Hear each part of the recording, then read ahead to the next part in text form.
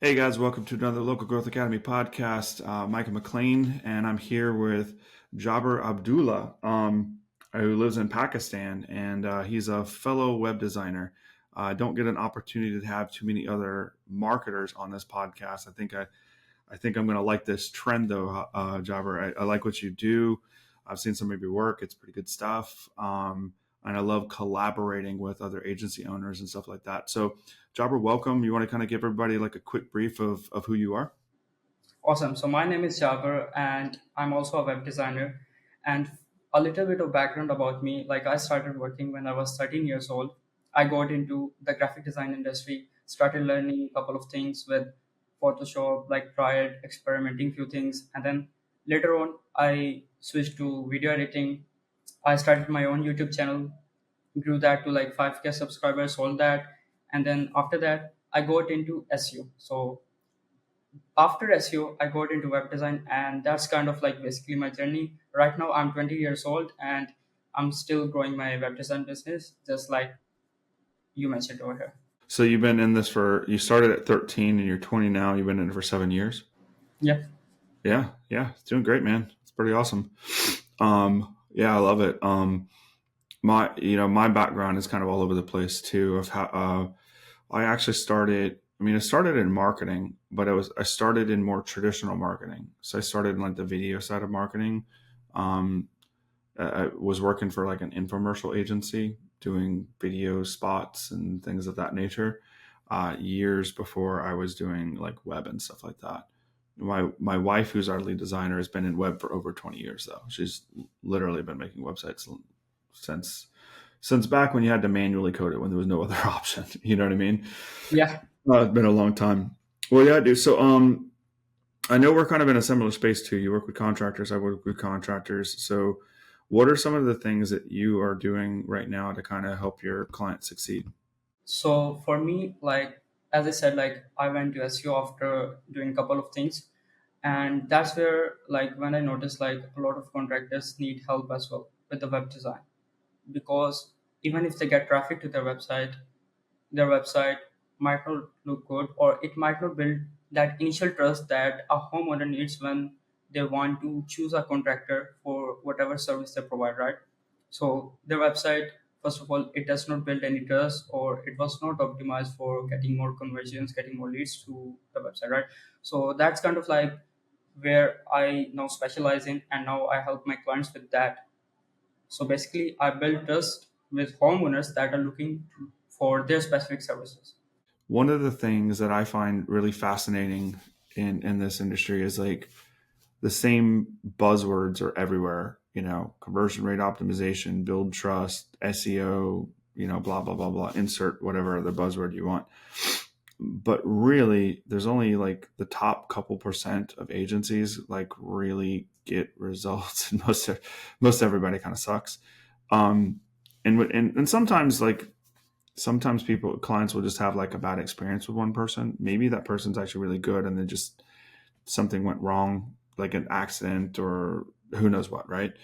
Um, Maybe it was out of their control, maybe it was in their control. Sometimes people will get a bad experience with an agency because of something that went wrong. Doesn't necessarily mean the agency was bad, right? But I found that there are far more like genuinely bad agencies. Like they don't know what they're doing. They take advantage of people. They they have no provable system. They just kind of fly by the seat of their pants. And that tends, from what I see, man, it tends to be most of them, you know? So, a follow up question I would have for you is like, what do you do differently to not be like that? To be one of the guys that are actually trusted. Okay, so for that, first of all, as you said, like there are a lot of agencies, and I also agree with that because, like, recent clients of mine, they came from big agencies, right? They're not from like they didn't come from a small agency. They have worked with big agencies in the space, and they had a bad experience, and it didn't work out for them, right? For whatever reason it was. But at the end of the day, the way I build trust, or maybe how I do things differently, is I provide value upfront before expecting anything in return, right? So that's how I literally started my journey, right? So My first client when I started my web design, like I went all in on web design, and now that's kind of like my whole focus and my whole niche as well. That I provide like web design for home service businesses, and I started this like in March last year, right? So for the first 6 to 7 months, of course, I didn't get any clients. But after that, I started networking and I started providing value without expecting anything, right? Whether it's a free audit, whether it's a free design upfront, anything that can provide value to them. So that way they know like if I'm a trusted guy or maybe I'm just like any other people in the industry. So that's how I stand out in the market. What kind of things do you typically do for free to, help them? You said you provide value ahead of, anything money. Like what are some examples that you do? Yeah. So, like I said, it can be a free audit of their website, like maybe an SEO audit of their current website, how well their website is performing, or how well they can, maybe what are the keywords they can like maybe use, or maybe a whole breakdown of a Loom audit. It can be like 5 to 7 minutes, and usually what I've seen, honestly, I've done like a lot of these audits at this point. I've done like close to like 100 audits, but every time I do a audit, the feedback that I get is kind of the same. Every time they think that it's really valuable and they really like what I've done for them to provide value. So that's the feedback that I always get usually.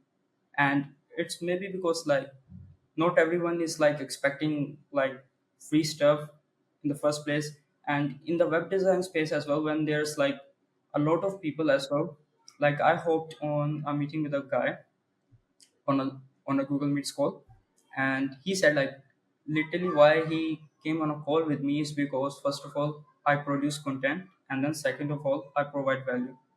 That's the thing that he said to me. And then another way that I found really good is like doing a mock-up for them upfront, and if they really like it, they can talk about it.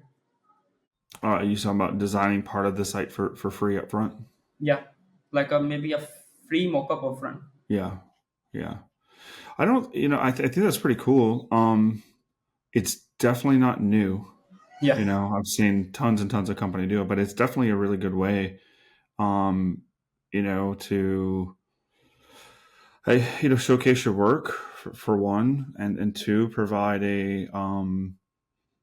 examples without financial commitment. That's part's kind of cool too. How many sites have you built so far? And you said it's a little over a year. How many sites have you got on your belt so far? So I think so. I've built like close to 10, and I have like 3 to 4 more in the process that I think so. Hopefully, are going to be launched soon. And I have Oh, like that's a lot. awesome.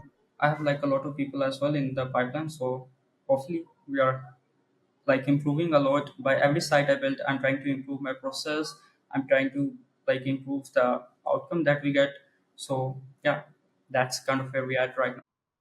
Gotcha, gotcha. Yeah, so basically like a site a month or so, give or take. Yeah. So like I said, like first like 6 to 7 months, it was nothing. It was like Yeah, straight yeah, up yeah, zero. yeah. So that's kind of like how the journey starts for everyone. And then after that, like in the last few months, that's kind of like where the most work have been done. Yeah, yeah, I gotcha. How long has it taken you to build a site, and how many pages do you think you typically build? So it depends on the client as well. Like the first site that I built, they wanted something like really fast. They were like, Hmm. we need something really nice, clean looking, and it doesn't need to be overcomplicated. We need something that looks good, that is simple, clean, maybe 3 to 4 pages. And I think so we built that in maybe 10 or 12 days. Mm. Yeah. Okay. But let's say if someone has like, it depends on their goals as well. Like if they're trying to optimize for like maybe local SEO, then we can also add like their area pages and create like different service pages as well. But if a company needs like only like they just only want to showcase their work, then I think so we only need like couple of pages, like the main pages like homepage, the about page, the contact us page, and service pages, like that. Yeah, for sure. One of the things I learned really early on, that we still use. It's I mean it's a really old concept. It's really really old. It's called MDA, most desired action, and so it's a process that define means to create the single goal that you want to have the most, right? Like what should be happening. It's just a fancy way of saying what's the primary goal of the website, right? And so the difference between being like, just showing off work for somebody that, you're doing door knocking to versus ranking online and bringing in leads, it's quite a different kind of website for those two things, right? Yeah. Um, yeah, we for a long while we did smaller websites like that too, and we would have people that come to us with the same thing and say, "Hey, I just need something cheap, fast, simple, just to get it up and look professional." And we would do that. Create a professional website that was 4, 5, 6 pages. Had no. I know that it had no chance of ranking. I communicated that it had no chance of ranking. They said they understood it had no chance of ranking. And then, you build it, and then months later, they're like, "Well, why is it not ranking?" And it's like, well, we Yeah. talked about that. Like this was not the site to rank. This was the site just to kind of be a brochure, right? And what I've found through the years is that, um, and maybe you'll have a different experience, but what I found through the years is that when there's a difference between what the client wants and what the client needs, if they say that they want this, but that they really need this, and you build them that anyways, it's almost always a problem in my experience. I've had people come back to me and say, "Well, you should have told me," even though I have recordings of us having calls where I told them. You know what I mean? A lot of times it's just because people don't know what they don't know. They don't remember everything about a conversation. You could have told them. You could have been really clear, and they just might not remember. It might not have been the most important thing on their mind. So for me, what I do now that's a little different is, if I know that this is what they need, but they're only asking for this, I'm going to say, "Look, I could build you what you're asking for. But if I do, this is what's going to happen over the next few months. You'll be happy initially, and then we'll fast forward a few months. You'll be unhappy because it won't do X, Y, or Z, whatever it is they're asking for. And then you're going to come back to me and you're not going to be very happy with it. And even though we're talking about it right now, that's still going to happen. I've done this thousands of times, and I know that's what's going to happen. So what I would say is we can either try to do this little higher thing that I know is going to help you solve X, Y, or Z, and we can move forward, or we're not going to be a good fit, you know? So we had to put those rules in place just because and I mean, this is years ago. I've had these filters in place for a long time. So I have But something to say on that as well. Like, go for just it. like you mentioned, and this is kind of like what I've seen with the people that usually need something for cheap as well, right? I had a guy that I had a meeting with him just a couple of days ago. I didn't close him. I didn't sign him on because we were not a right fit, right? So first of all, he paid an agency $500 for a cheap website, right? Great. The website was delivered in a day, and I was like wondering why they like delivered in a day. He was not happy. He came to me through a referral. Templates. That's how that was delivered in a day. Yeah, yeah. Yeah, that's it. So That's the only way it can be done. yeah, like if you need a website that's going to produce results, or like there needs to be some expectations, right? As well, you pay like $500 for a website, and then you say like, well, it's not something that I really want. Then you come to me as a referral, and then you have those expectations as well. So this is kind of like my discovery process as well. Like, just like I told about this guy, I didn't sign him on because, of course, we were not a right fit. He had the expectations of like doing great things, but he had the budget in mind that was not gonna be a right fit. So that's kind of Yeah. like the experience with like the people that are really looking for something cheap as well. They're like not gonna be happy anyways, right? And then like I have this another like scenario that I will share. A recent client that I signed on. We are currently doing the design for him. He's also in the painting industry. He came to me with a cheap website in mind. He thought that he needed a cheap landing page, right? But when I asked him few questions, and this is like where like I think so as agency owners or like maybe the website provider, we need to ask like better questions to like understand their needs as well, right? So I asked him like questions about like his goals. I saw like of course like the landing pages and gonna help him at all. So at the end, I try to like reframe it into like this is what you need and this is what you are asking for. And if I give you what you are asking for, it's not gonna be a right fit for what you really need and what your goals are. So at the end of the day, what does really matter more to you, your goals or having something for cheaper? So that's kind of like how it's like it went out as well. So that's kind of my Yeah. experience. Yeah, for sure. I mean, you're saying the same thing I just was too. Like it's I think at the end of the day, like I don't remember where I heard this, but I heard it years ago, and I keep it like really true to my heart. Like selling isn't telling, selling is helping, Yeah. right? And so like a lot of times, like especially in like a lot of American movies, they have these depictions of like these really cheesy like door to door sales guys, and door to door sales isn't bad. But there was a period of time in American history where sales had a really bad rap because it was high pressure, door to door, going to a car lot, you're not leaving without buying a car. This just really breathed down your throat, high pressure sales. And fortunately, that's kind of subsiding a bit, and like ethical sales is the trend, which is great because it's better for people. It's better for the salespeople. It's better for the customers. Like, it's just better all around. And the thing is, like you said, is just asking better questions, you know? And not only do I think that that's true for us as agency owners, I also think it's true for the contractors, you know? Like one of the big things that we end up talking about with our contractors is like, what makes you different from the other painter? Because it's not the paint on the wall. It's just not, you know? You can only put paint on a wall so well, you know? It's you do a little prep, you put a coat of paint on it, you let it dry, you put another coat of paint on it. Like you're brushing, rolling, spraying. It's all the same tools essentially. Yeah, there's some difference with different paint lines, but like within reason, there's virtually no difference, right? And so what's the difference between a paint contract that can charge 10,000 while the next guy's charging 5,000 or 6,000 for the same job? What's the difference in price? It is not the paint, and it is not the paintbrush. It is not the roller. It is everything to do about the customer experience and making sure that the sales process helps identify what that person actually wants. Because if someone wants the quickest, cheapest, fastest paint job, then you can give them that if that's what you do. And if you don't, then you walk away.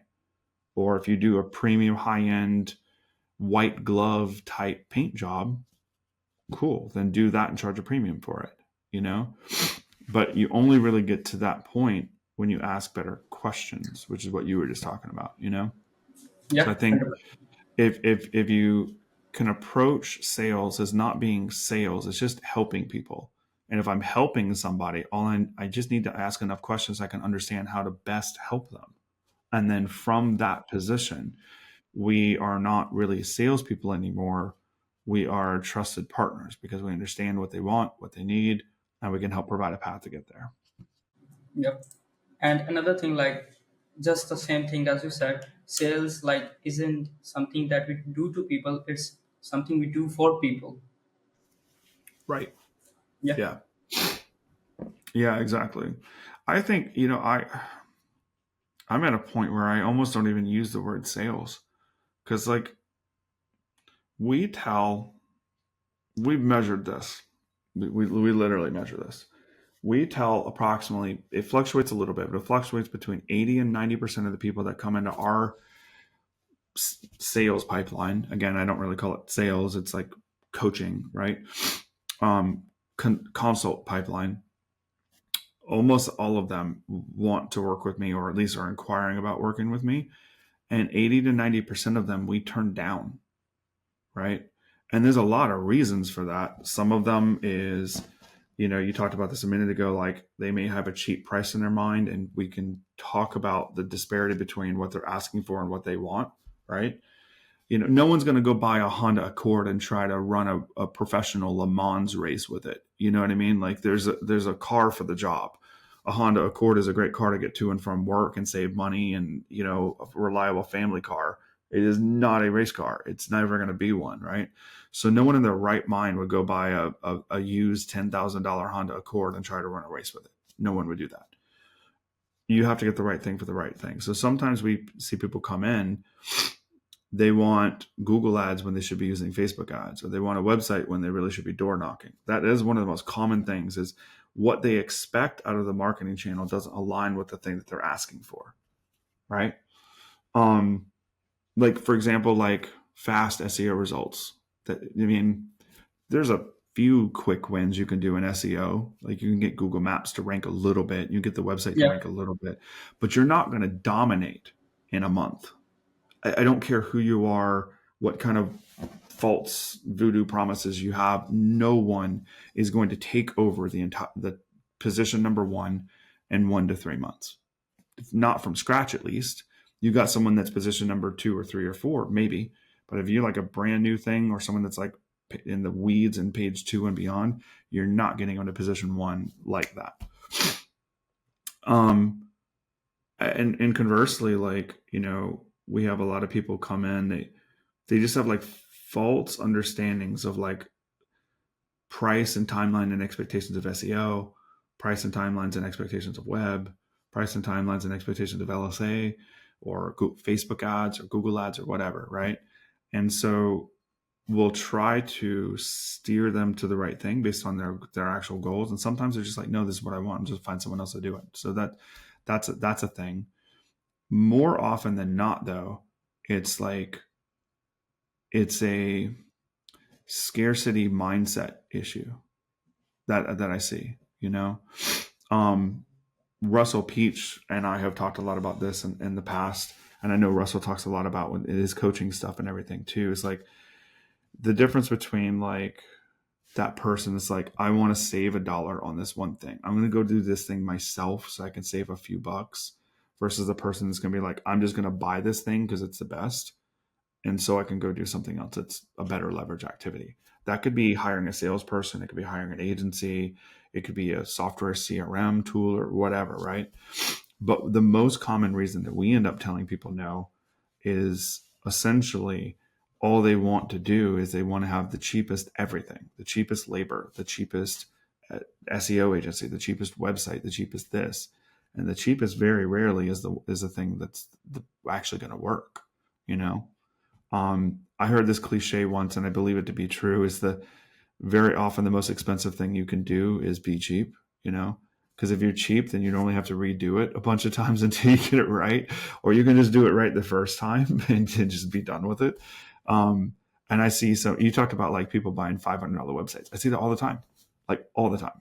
There's so many people that do these, like Fiverr is really bad too, $200, $500 websites, and all they are is like templates with AI content and AI images, and like, here you go. And there's like no thought put behind it. There's no like planning of goals. There's just nothing. And it's just like your site looks like everybody else's. There's like 2,000 other people that have that same exact site in your same exact town. And it's just awful. And it doesn't serve anybody really well, Yeah, and thing with like cheaper is as well, like if you go with a cheaper option now, then later on in the end you're going to go with the expensive option anyways. Not the expensive option, but the higher quality option. Just like the guy that I mentioned, he bought a $500 website. He signed right away. He got the website in a day, and what happened? He's on a call with me. So either you can save yourself some time, or maybe few months down the road you're going to look for another option. You're going to spend a lot more money at the time, and then at the end of the day you just spent more, and you just wasted a lot more time. And guess what? You can get back that money. You cannot get back that time. Yeah. Yeah, for sure. I Alex Hormozy talks about this a lot. A lot. He talks about like if he's solving rich people problems, he's like it's the same problems that everyone else has. They just want it in half the time, and they'll pay twice the price, right? And Especially as I've gotten older, because I am not 20. I'm over twice your age. Um, I'm in my mid 40s. So I don't have 60 years left. I mean, maybe, right? But statistically, most people live to like men in my country live to about mid 70s. So that means I'm slightly over middle age, right? I don't have time to waste on doing shit a second time. Like, you know what I mean? Like, I'm not Yeah. going to do something like really cheap and spend a bunch of time into it and then just have to come back and redo it again. That's not worth my time. It's not worth anybody's time. I don't want to do that at all. So like I'm really cautious about my time, everything from like setting appointments like this, um, to the clients I take on. One of the things I learned when I was getting started 20 years ago is that at first I took every client I could get. You know what I mean? Like most people do that. They cast a wide net and they just kind of take everything. I see painters do it, agencies do it. Like it's just kind of rite of passage. But then at some point you realize that you can't really be great doing that. Like, and you have to like figure out what that one person is. And I've changed ideal avatars a couple times. Like I've only been contractor only for the last like 5 years. I've always worked with contractors, but I've had other niches that I've served as well.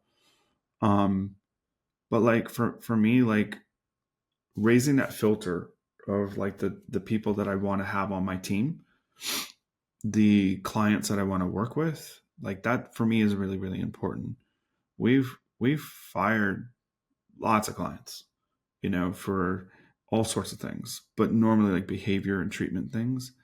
I mean, it doesn't happen as often as it did like maybe 15 years ago or so, but like we have a lot of through our client onboarding and consultation process, like they're getting to know us and whether it's a good fit for them, but we also have to establish if it's good for us too. It's bi-directional, it's mutual, it's almost like a marriage, right? It's a business partnership. And it can't be just a one-way transaction. If it is, it's just definitely not going to work out. We'll get frustrated, they'll get frustrated. It has to be bi-directional, benefit for both parties, and really importantly, both parties have to be able to communicate well together, or you have to have someone on your team that can communicate well. Like I have a couple clients that I struggle to communicate extremely well with, but I know that I have other people on my team that are better matched for their communication style. So that's okay as long as like we're aligned otherwise. But when I was smaller and like I was the only person communicating with my clients, if they weren't a good fit for my personality, I can't even bring them on because it's just going to end up bad, you know? And so like these are like things that we got to think about. Like I think that contractors should think about when they're hiring an agency too, but we as agency owners need to think about that when we're bringing on contractors. Like what is that communication cycle? Here's something that I talk about. I have a small like inner circle of agency friends that I chat with online, and we confide in each other. And contractors have some inner circles and stuff too. Agency owners have some as well. One of the things that I found to be true is that a person that outlandishly bashes a previous agency. Now, I don't mean them talking about an agency doing something wrong. I don't mean about that. But I'm talking about like berating, insulting type behavior about an agency, even if it's just to you verbally, right? They're like, oh my God, these people, blah, blah, blah, blah, blah, blah, blah, blah, blah, blah, blah. They're going to end up doing it to you too. And that was a hard lesson for me to learn. But if you think about that, like that's not really like an agency contractor thing. Have you ever had like a girlfriend that like bashed her ex-boyfriend and then when you broke up, she bashed you to her friends too? Like it's a human behavior. It has nothing to do with agency and client relationships. It is a human thing. So I've had to put that filter up in my personal life and my professional life. You know what I mean? So going back to like that time thing, like I just don't have time for that. You know what I mean? If we're trying to be friends and I hear you talking about somebody else, we're not friends anymore. You know what I mean? Like that's just something that and I probably didn't realize that until I was like 30, but like that's a filter I had to put up, because that kind of relationship professionally or personally, whether it's a friend, a relationship, a church buddy, a neighbor, I don't care what, like I just don't have time for it, you know? Yeah, 100%. And the thing with that is as well, like I would say this, like most of the agencies as well, when they're like trying to like let's say they're new in the space, right? They're trying to grow, they're trying to get more clients, they're trying to establish a business or maybe establish a presence. They take on everybody, and this is a mistake that of course they learn from in the later on, but this is something that they learn from most of the time their experience. Even if you tell them that hey, this client doesn't seem like a right fit for you, or this might be a bad fit for you, and later on it might not work out really well. The only thing that's going to teach them that it's their own experience, right? So that's something I've also noticed as well. And I think so I've been blessed in this way as well, because I've had really great clients, I've had people that were great, they just didn't have the right experience, or maybe like just you mentioned as well, if someone is like mentioning bad thing about their agencies or all of that, it's kind of their human behavior or their psychology as well, right? So that's something Mhm. we cannot change, or like those are like also the type of people that we should avoid as well, because either way it's not gonna end up like really good. And the thing with time as well, so with like I would say this, like let's say I'm just starting out, I'm just 20 years old. I thought like maybe a year ago, or maybe like when I was 15 or 16, I was doing maybe video editing, I was doing bunch of stuff, right? I thought I had a lot of time, and guess what, time snapped and now I'm 20, and now I think Mhm. I don't have a lot of time. I think so I have to do something, and I have to build something. So it Mhm. depends on like how well your environment is as well, and like what your goals are as well. And like honestly, I have like a lot of people that are over my age that won't value their time, or maybe they just feel like time's on their side, or I don't know like how to phrase it, but that's kind of the thing as well. So you need to be as like as a agency owner, as a business owner, as a contractor, whatever you do, your time is valuable. And until you realize that, I think so there are going to be like maybe some mindset thing that you need to change as well in that. Yeah, I mean, I think a lot of times people focus on like, how can I do this thing better? How can I run my day better? How can I organize productivity, project management tools, morning routines, whatever, right? And I think the irony in that is very often it's what we are doing that we should not be doing that will cause the biggest gain. So I'm always looking at things that are like tasks that are assigned to me, things that are expected of me. And I'm always thinking about like, do I really need to do that? Or can someone else do that? You know, like, does it actually have to be me? Um, and I mean, in your organization or your company, like when you're building something, there's going to be things that only you can do or only you should do. But everything that can be delegated should be delegated. And I think that what most people end up focusing on, I see this with my contractors a lot. They just want to do everything, and that is it. Just it doesn't work. You know, it all it does is just stress you out. Like you need to. I think the first filter I look at, if I've got like, let's say you give me 10 tasks, I'm gonna look at those 10 and I'm gonna ask myself, do I actually have to do all 10 of those? Like, which ones do I actually have to do? That's the very first filter. Maybe some of them don't even need to be done at all. Maybe some of them are just like things that people tell us we need to do, but actually won't make any difference. Right. And so I'm constantly thinking about that. Again, going back to time, but productivity, like you were talking about, to me, it's like if I'm spending time on something that's not going to increase my health, increase my family or personal or friend relationships, or it's not going to increase my business, I'm not doing it at all. You know what I mean?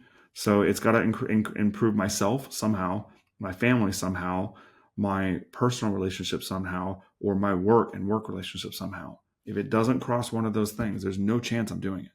None. You know what I mean? And I think that too often people just do shit that's busy work for social expectation reasons, not things that they've actually identified as what they need to do. You know, I saw this. This Alex Hormozy clip talked about this in a slightly different way, and I thought probably a more clever way.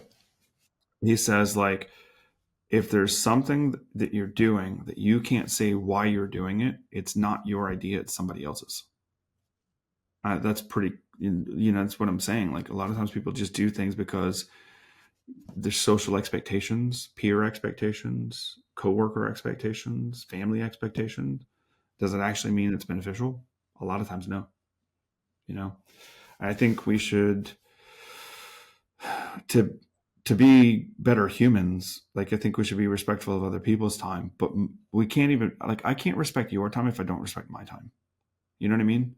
Like, if I can't respect my own time slots in my day, there's no chance I have of being respectful of yours. You know? So I think it starts with self and then it extends to other people around us. You know? Yeah, that That's makes. my thought on that. Yeah, no, I agree with that. And the thing with that is, like, I've noticed this as well. Like, let's say you have a different perspective of, like, maybe the society, maybe how things should work, or maybe even in the web design space, you have a different perspective of how things should be done, right? So you are like, okay, I'm going to change all of this, right?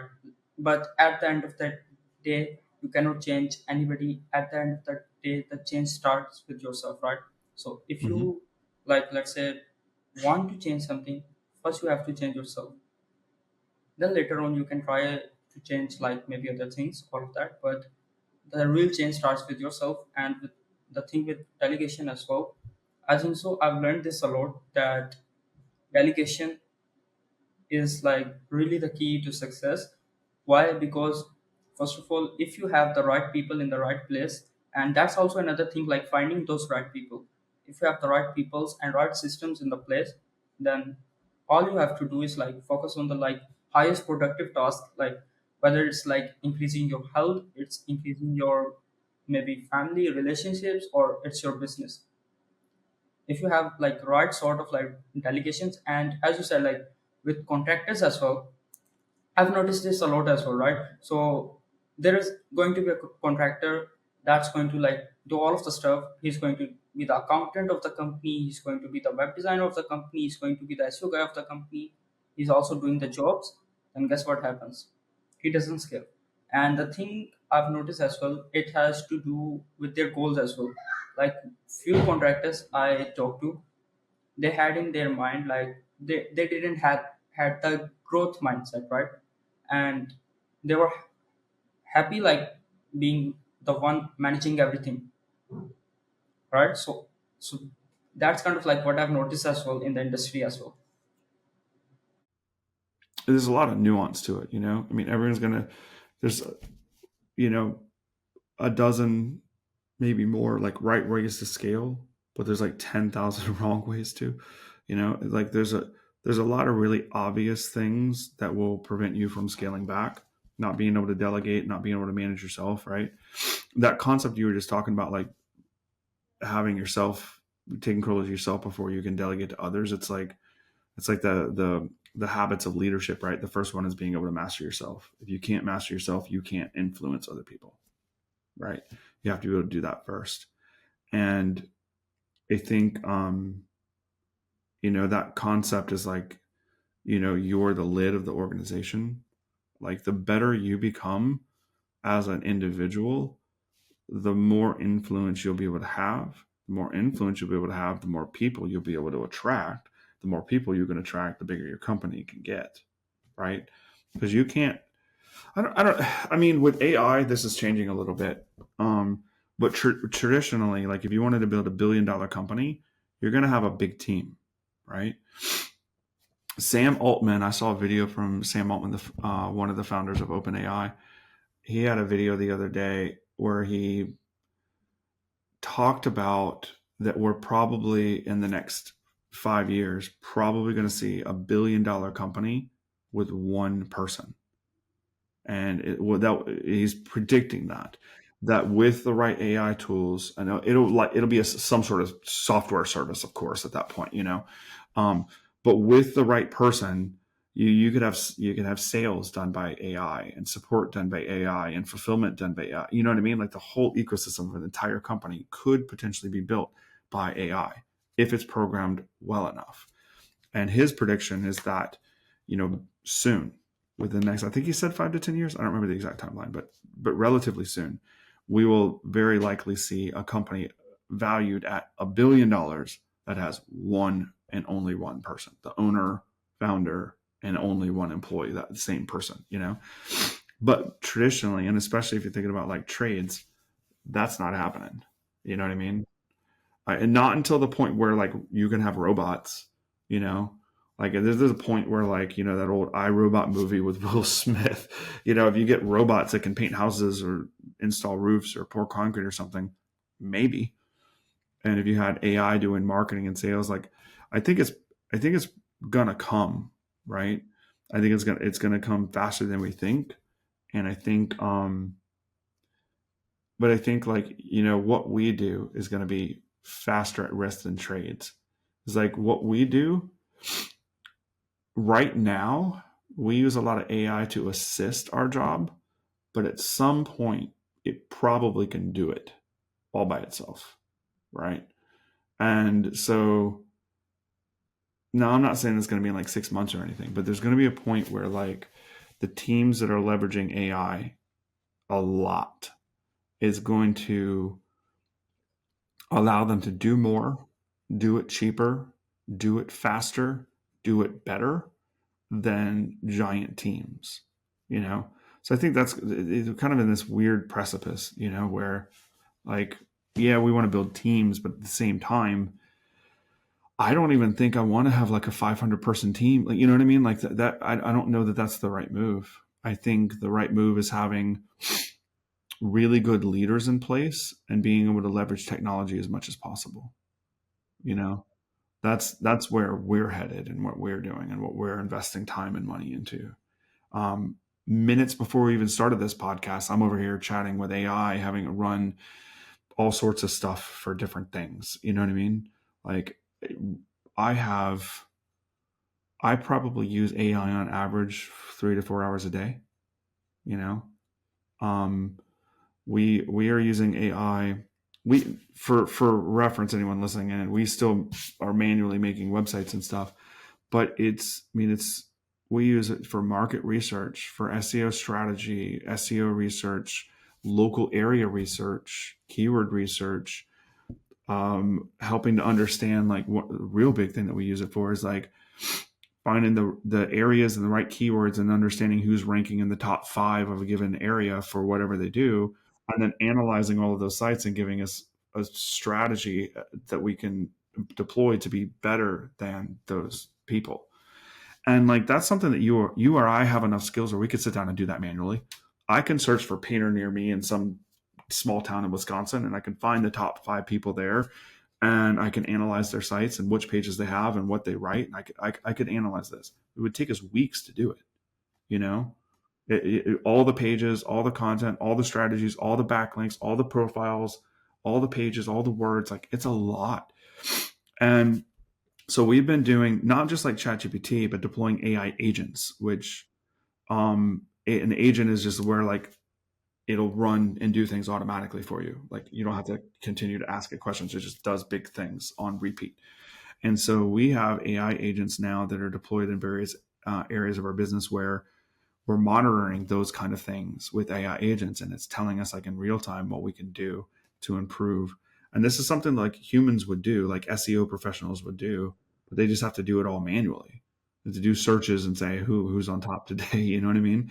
And it's like now you can do this stuff with like AI agents, and it's just it's incredible. Um, I've seen these AI powered SEO reports that are as good, if not better, than our top SEO pros on our team that would take them days to maybe even a week to do. And it doesn't like a few hours. And it's just wild, you know? And I paid a few $100s for a tool like that versus tens of thousands for the other guy, you know? It's like, it's revolutionary right now what we can do with this stuff. It's crazy. Yeah, I totally agree, and I have been that guy as well. Like literally, when I started with SEO, I was doing the vendor research. I was doing like creating content. It was a lot of time, right? And now what we can do with chat gpt and like other stuff, you just pay like 29 bucks for chat gpt premium, and you have like full access to the internet, and it can do like really good research as well. And it also depends on the way you like research as well. So that's something I would say, like for the people that think like AI is going to replace them, well, it depends if you're going to leverage AI or not, right? If you are leveraging AI, then it's definitely going to help you out. Just like with, like a recent example I would give is like thumbnail designers, right? So like the new feature that ChatGPT launched, I gave it a prompt, it gave me a really beautiful thumbnail that you see on those YouTube videos, right? And that was literally free. So how are these like thumbnail designers are going to position themselves in the market to be able to not being replaced by AI? And another thing that you said as well, leadership. Leadership, I think so, is really important, and I've kind of like realized is it's important like recently as well. So like I was like Lucas from Forward Media Marketing had a free like call, a group coaching call in which he went over on leadership and what leadership like traits should you have, or like how you should like leverage leadership. So like leadership, I think so, is really important as well. If you have like leaders in place, so the thing, as you said, like first comes the mastery, right? Mastery of yourself. If you cannot like master even yourself, then leading someone else to do something in a good way is going to be really difficult. So first come the first self, and then after that you create more leaders, right? And you create more leaders and you place them into their specific roles, their specific places, and that's how you like grow and scale a company. So that's kind of what I think as well. And if you leverage AI with that, I think so that's a really good combination of like what a powerful team can be, or like what it's like really where we are headed right now. And like it's going to be interesting like seeing like $1 billion company just with one company. That's going to be interesting for sure. But Yeah, I mean, it's a theory. I'm not even saying it's going to happen yet. We don't know. It's just that Sam Altman was talking about it. I think it's maybe it'll maybe, happen. yeah, Yeah. like I think so. There are few industries that it's going to work really well in, and the third, Software sticks out, like yeah, software services. softwares or maybe software as a service, all of It that. could be But web, it could be marketing, yeah, it could be any kind of software service, really. yeah. So Yeah. it's going to be difficult in the trades. Like you can automate like maybe lead generation or maybe like lead follow-ups, all of that stuff in like the trades industry. But the where the real market of that, it's going to be the software for sure. Dude, I was in Tanner's Facebook group yesterday, and someone I just opened it up, and someone like 1 minute before, so I was like the first comment on it.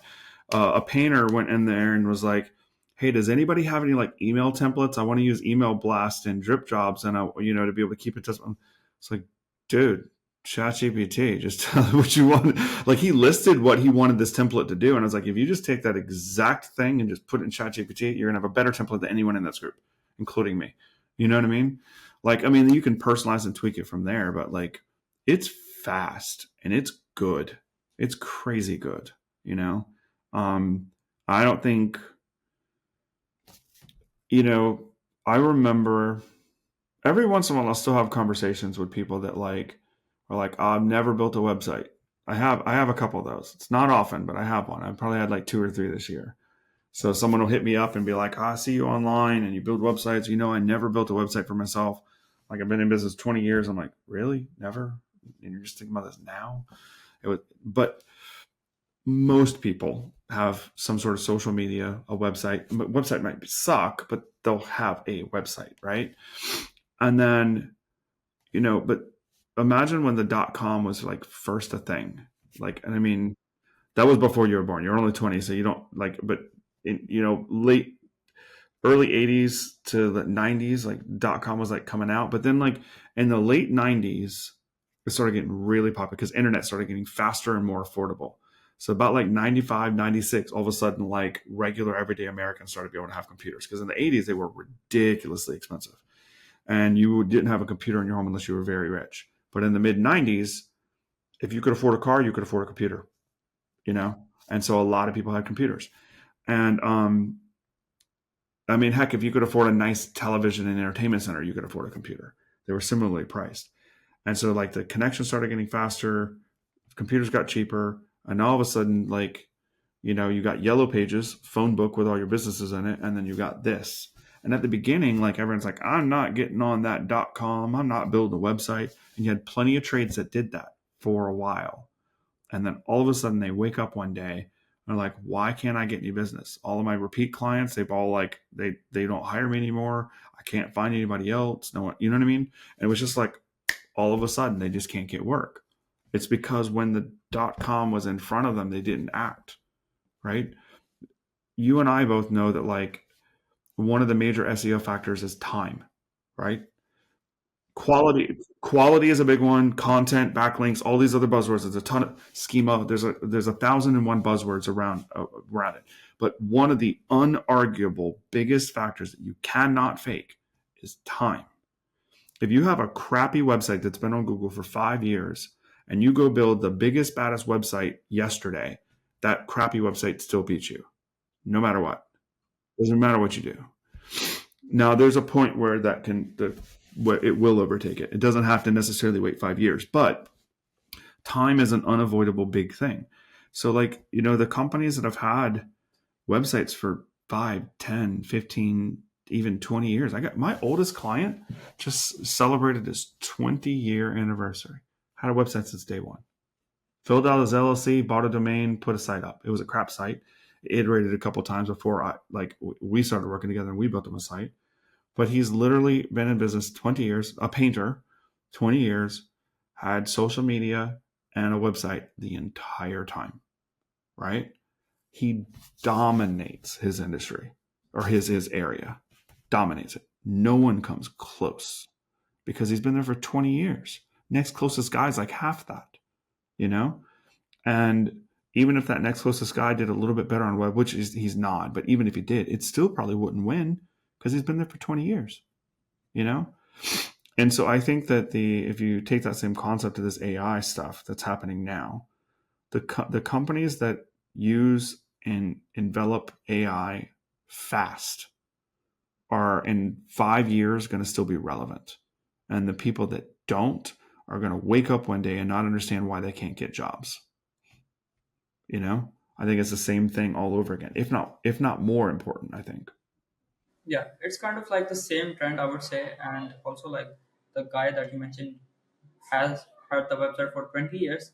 And like the thing with not only with SEO as well, everything takes time, right? But Everything the else. thing with SEO, like it takes a lot of time. Like you have to have a lot of patience. Like if you need some quick wins, quick results, then maybe Facebook ads, maybe Google ads, and let's say other things are maybe a good option for you, right? But if you need to dominate long enough in the long run, then SEO is a great option for you. Yeah, It's for sure. it's going to take time, but after some time, you're only going to rank there, and you're going to rank there for the upcoming 2 3 years, maybe 5 years, depending on how good you are, or maybe how good the competition is in your area, right? So you only have to wait for like couple of months, maybe depending on your area, your competition, all of that. And then you start slowly, like start seeing the ROIs, slowly start seeing the calls coming in. And then all of a sudden you are wondering like, why, like how am I getting all of this work? And this is kind of like the same with everything in our life as well, right? So going to the gym, you don't see results in the first 6 months or maybe the first 3 months, right? You keep putting in Yeah. work every single day. It takes time, right? And then after like maybe first 3 to 6 months, you're like few people start complimenting you. Dude, you look huge. Like that's great. hmm It takes time, so it Most, I compounds mean, over time. it's really with everything. Most millionaires aren't millionaires because they made their money in a few months.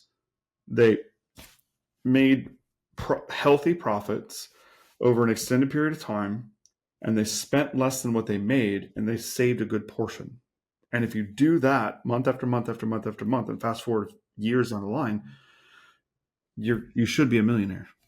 You know, Um, I've got a lot of millionaire friends, and there's a couple of them that are like extreme millionaires that are like they're millionaires because they built something really, really, really, really giant, right? I have a couple friends that are like that, but most of my millionaire friends, they're just blue collar, white collar guys that just had a job, spent less money than they made, and saved 10, 20% of their income every month without fail. And that's something you don't see day one either. First month opening a savings account, you don't see shit. You know what I mean? But you run forward with that years and you're like, oh, you know what I mean? Especially if you put it into something that like gains interest, you know what I mean? So I think it's interesting that like the concept of like saving money over time or working out over time, eating healthy over time, SEO over time. I'm constantly reminded that great things take longer than we think they are going to. Everything takes longer than we think. Everything is harder than we thought it was going to be, but it's still worth doing. It's still worth going, you know? And that I think for me was when I was your age, I thought shit was instant. I could just learn this thing and do this thing and I'd be the best, you know? And you get this like, if you're relatively smart and you can kind of like, you can like get success, like some success right away, right? And then you start realizing how hard it is. And then most people will give up at that point. Because like you can get good. You can't be the best, but you can get really good really fast. You know what I mean? Like 20 to 50 hours of studying anything, and you can be better than like 99% of people. Like, you know what I mean? Like even something like web design. If you just sat down, maybe a little bit longer, maybe like 100 hours, but like it doesn't take 50 years of doing this. If you studied something really hard for 20 to 100 hours, you'll be really good. You won't be the world's best though, you know? And so like the difference I found like it's really easy to like ramp up and get really good at something. But the difference in that last couple percent, that part, that part you can't cheat. You can't fake. You can't just watch a couple extra YouTube videos. Like that part, you got to pay the time price, the sweat price, the failure price to be able to overcome it. You know what I mean? And I found that to be true in everything from relationships to business to finance to SEO, like everything. Um, and I think it's interesting, and you know that like in every area of life, that it tends to be about the same. You know what I mean? Like everything is harder than you thought it was. Everything takes longer than you think it's going to. You know what I mean? I find that interesting in life that we have. It's essentially true everywhere. Um, so I've just personally just adopted that like internally. It's just like every time I go to do something, like, well, I think it's going to take this long, but it's going to take longer, and I think it's going to be this hard, but I know it's going to be harder, and then I just do it anyways. You know what I mean? And just have fun. Yeah, like totally agree, man. So as I said, like first 6 to 7 months, I did not get a single client. I was Yeah, dead I broke. know. I didn't have anything. I left my job. I had a remote job. Didn't continue that because they wanted to do more work for the same price. Was bunch of different things, right? But at the end of the day, I had nothing. So I thought like maybe this was a way. And before that as well, I tried couple of things. I tried not couple of, maybe bunch of things, right? I tried graphic design. I tried video editing. Started my own YouTube channel. I tried a lot of things, but when I was like, okay, so these are my skill sets that I have right now. I've done SEO for this much time. I know web design. I can learn more about it, and that's how I said like that's it. I'm going all in on this, right? And then from the day one, I knew it was possible because I've seen other people do it, and there are a lot of people as well. And this is kind of the opportunity that like having the internet and the .com as well, all of that you said in the 2000s, it wasn't there before. So that's kind of the opportunity we have right now, and we should capitalize on that for sure. And for the Well, I first mean, six to seven months, it kind of was, but it was different. yeah, You know, like it was harder a lot. way harder, Yeah, way harder. Because like right now, I mean, you use WordPress and use Elementor, right? yeah. It depends Okay, on the client, but that's one of but it. typically, right? Yeah, And well, we don't use Elementor; we use Beaver Builder. but we use WordPress and Beaver Builder. But even when I first started, and like WordPress was brand new, and most people didn't use it because it sucked. And like for a while, we were custom coding websites from the ground up. It's really hard and really expensive, and you have to know what you're doing. The barrier for entry is way higher, you know. Yeah. And then even as few as like 10 years ago, we were still like we were working in WordPress at that time, but themes, we were making custom themes, right? And we were custom coding every page, because the drag and drop builders were horrible, very buggy, not reliable. They would crash sites. Every theme that was on like Theme Marketplace, so you could download like templates, they were all horribly coded. And so the only thing we could do was learn how to manually code. I mean, this is a while back, and I definitely don't do this now. But myself and a few members of our team, we learned PHP and server-side scripting and SSH and JavaScript and CSS and HTML. I manually coded plugins and themes and pages by the thousands, right? And so it's not that that opportunity didn't exist then. It's just that it was way harder, you know?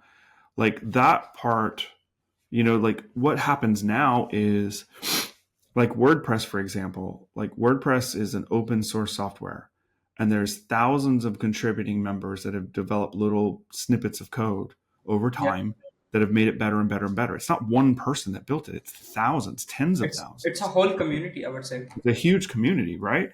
And so what's interesting is like let's say I contribute like 20 lines. I'm in that list now. I only did one tiny little thing. There's hundreds and hundreds of thousands of lines of code in WordPress, but every little person has like different little pieces, right? And in something like Beaver Builder or Elementor, like a page builder where it lets you drag and drop pages instead of having to code them manually. Like we would take our workflow. We talked about this earlier. You talked about like your timeline and workflow. We build 30 to 50 page sites in about 4 days, give or take, right? That from start to finish. After project management gets everything we need, it only takes us a few days to build these sites. But when we were manually coding them, the same thing would take 60 to 90 days. Same thing, you know? So like we're faster than most. We're faster than everyone I know, actually. Your timeline is respectable. They've been doing it a little bit longer, so we're a little bit faster. Not that that's a big deal. But like comparing like the tool sets that we have now that allow us to get big sites done in days, not months, that's massive. It basically took us 30 times longer to build websites 10 years ago than it does today. You know what I mean? And it's not like all that happens now is like we just put that time towards being. It's not like we're not doing anything with that time. Now we have more time for strategy. We have more time for creativity, and like, you know what I mean? Like things get better because you have more time. It's not like we just, oh, well, I'll just spend less time on it then. No, you still spend a bunch of time on it. You're just able to do higher leverage things because the tools make it easier. And like kind of like we talked about with AI, like AI is a tool that's going to make things easier for us. But like having WordPress, man, that's so much easier now, being able to like spin up a server on WP Engine and click a button and WordPress is installed. And like even when WordPress was in its beginning, you had to manually install it. You'd have to download files from GitHub and set I up know. your own I know about database and manually like, dude, that like I can still do that. That's not something many people can do because not many people ever had to do it. The one click install, which I think GoDaddy started it. You push a button on the server and WordPress is there and you can log in. Like that wasn't always an expectation. Even with like WordPress, you had to manually install it at one point in time. You had to download the files, put them in there, create a SQL database, get the username and password of the SQL database, put it on your WP config file, test it all. Sometimes permission resets and all this other crap you'd have to do. It could take you hours and hours and hours to set that stupid thing up. And now I can set up a WordPress install in 5 minutes and be building a website in minutes. It's crazy, you know. It's an amazing time we live in, man. Amazing time. You picked a really good time to get into this line of work. I'll tell you that. Yeah, Being able to have those tools and be able to get to work faster and do the real meaningful thing. Because like that server side stuff, it doesn't have any effect on the client. It's just stuff that you used to have to do, and now it's just kind of done. The infrastructure, because so many people have contributed to making those processes better. Now the infrastructure is just there. You know, like think about like our great grandparents when they would go to buy food. It wasn't as fast, it wasn't as safe, it wasn't as reliable, it wasn't all in one spot in a grocery store. You know what I mean? It was the infrastructure of millions of people that made the process of buying food throughout the world better, a little bit at a time. And so silly little things like WordPress processes being better, it's not you or I, it's millions of people over a long time that made that process better. yeah, for sure. And like honestly, that just like I said, these opportunities, even if they existed, it was way harder. The barrier to entry, or maybe all of that, it was a lot difficult. And that's what I was also thinking. Like, dude, if it was like 19s or maybe 18s, like would I still able to do like a SEO job, remote job, all of that? It won't exist there, right? So that was I was also kind of thinking that, and to think like that, I'm really blessed in that way as well. And the thing with like that as well, like the thing that takes time, it compounds over time. Just like you said, let's say a person like starts in an industry, he gets that success, right?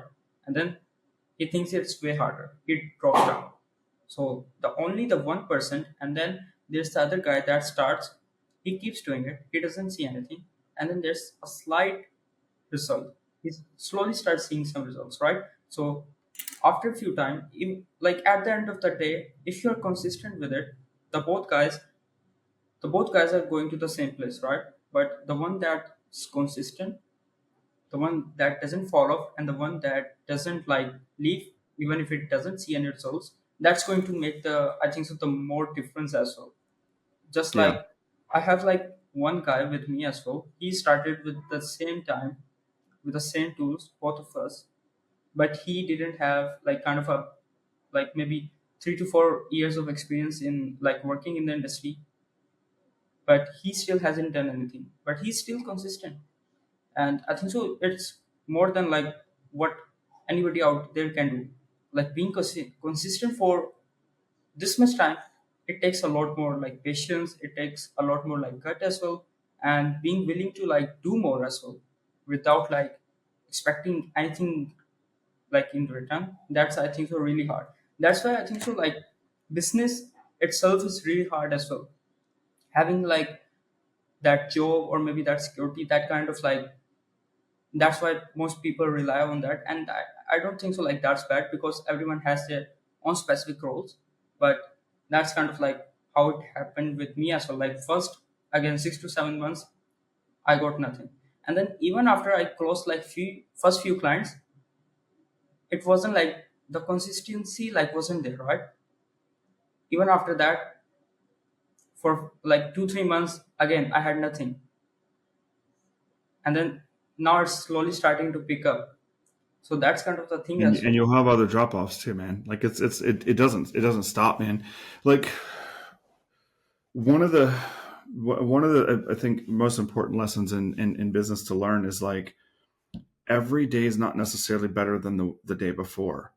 There are going to be down days, there are going to be down weeks, down months, maybe even down years. Hopefully not down years. Hopefully you can recover a little bit faster than that. But there are, like, if you look at the stock market, you look at it and zoom way out, it looks like this, right? But when you zoom in, it's like crazy. You know what I mean? Up and down like nuts. And that happens when you start businesses. You're gonna have periods where it's not there, and we have ups and downs too, but our ups and downs are just at like a higher point. So instead of being like here, it's like up here, but it's the same process. It's the same kind of curves. We have months where we're 5%, 10% less than the month before, and so on and so forth. Um, it's and there's agencies that are bigger than us that have the curves are the same. It's just scale that's different. You know, it's like it's the same kind of problems. It's just with similar problems. is essentially the same kind of problems. They just happen at different places. You know what I mean? Like at at the end of the day, it's going to be some form of our internal marketing, like the things that you're doing to market your business, things I'm doing to market my business, the sales process you have, the sales process I have, the onboarding, the client fulfillment, the customer satisfaction. Like those things are always they always are there. You know, they always have to be there. And what I found is just like at different points as you scale up, you'll find weaknesses in but in one area or the other, right? Because I'm a marketer, it's very one of my biggest problems is I can market and outsell. I can outmarket and outsell my ability to hire and train. You know, hiring and training, it's definitely something I'm not brand new to it, but I have an inclination to marketing and I don't have a natural inclination for training and hiring, right? So that was a more of a learned skill that, and I didn't even really start it until like years after I'd already been marketers into marketing. So I have a head start of a decade on marketing skill sets compared to hiring and leadership skill sets. You know what I mean?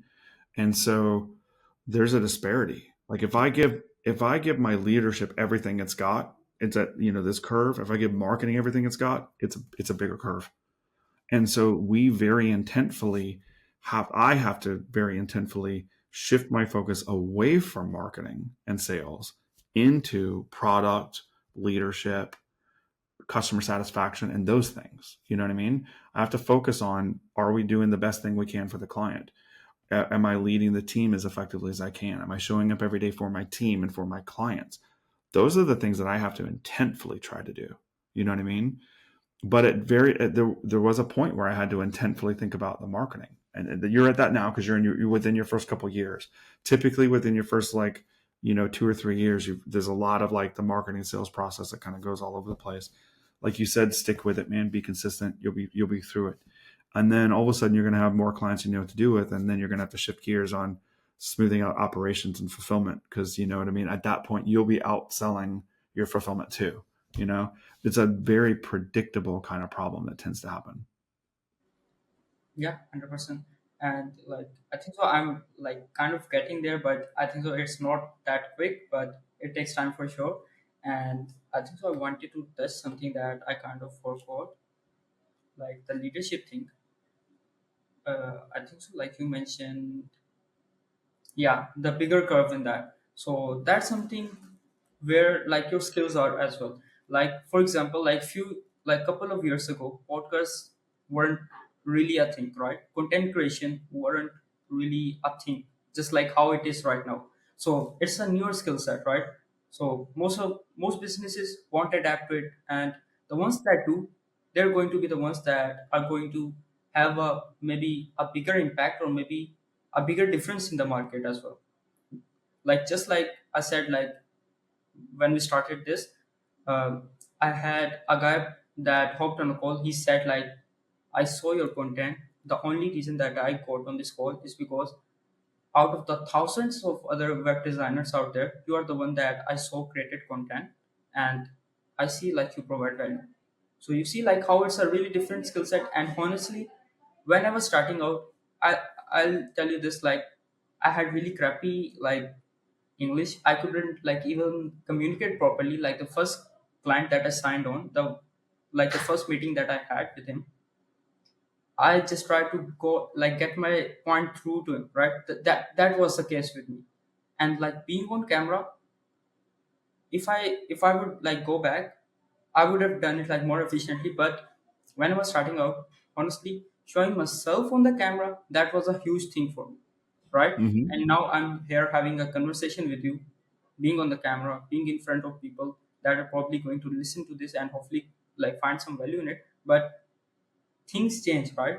And you have to adapt to it, and you have to like improve your skill set as well. Just like you mentioned, like you have the biggest skills in the marketing and all of that, but in the leadership sides of thing, you have a head start from like the marketing, right?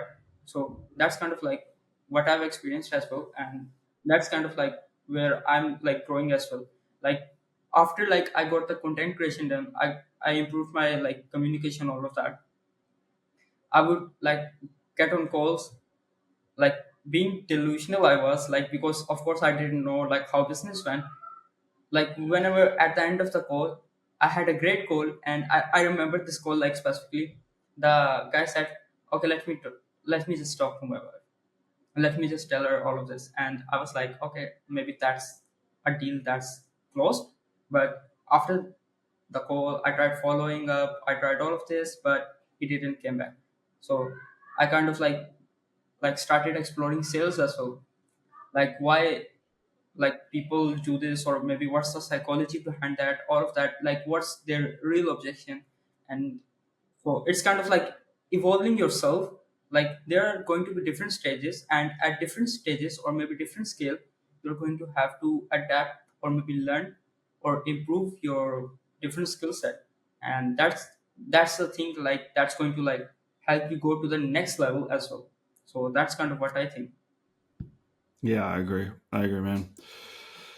Yeah. I mean, at the end of the day, it's all just learning and growing, right? So, I mean, I think if, summarize what we've been talking about for the last couple of years, it's just all about that. Um, so I'll wrap us up. We've been here for quite a while, a little over an hour here. Man, I've had a really great chat, and it's been kind of fun getting to know you a bit. I know we've talked a bunch online. This is our first time on a podcast. It's really great getting to chat with you back and forth, man. Um, I think you're doing great things, man. I think especially for your age, you're doing amazing. You fast forward in a decade or two, you're going to be like unstoppable. So keep doing what you're doing, man. Keep consistent. And for everyone else, follow him. It's a good dude. It's got some good content. And Jaber, thank you so much for joining us, man.